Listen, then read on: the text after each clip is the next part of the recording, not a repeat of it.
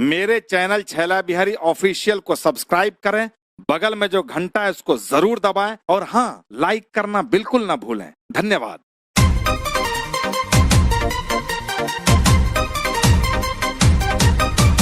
ए भौजी, हाँ बोली। एगो बात कही ना। मनबू ना? हाँ बोली ना। चली ना? कहाँ? देवघर ना। चली ना? सुनले बनी बाटे दूर हो, देवरू न कर मजबूर हो।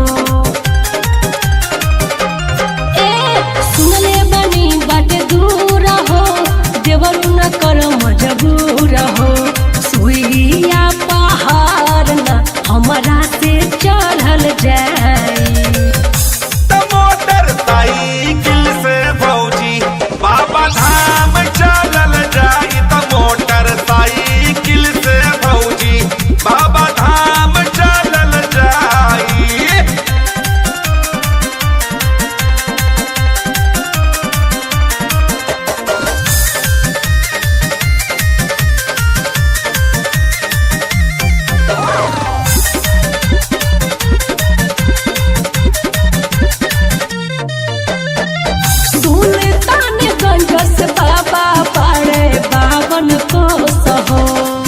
देखबू कंवरिया लोग के बढ़ जाई जोश हो।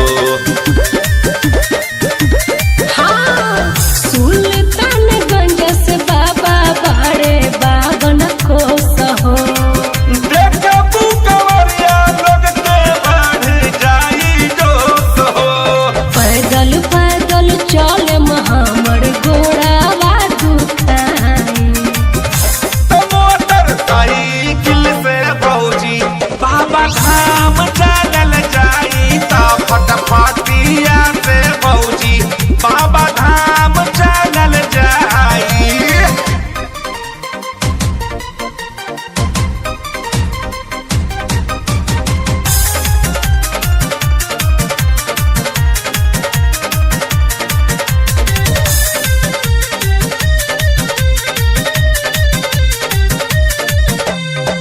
रोहिया में चारू ओरी लगी जाला जाम हो। छैला बिहारी संघे रोहित जय श्याम हो। रोहिया में चारू ओरी लगी जाला जाम हो।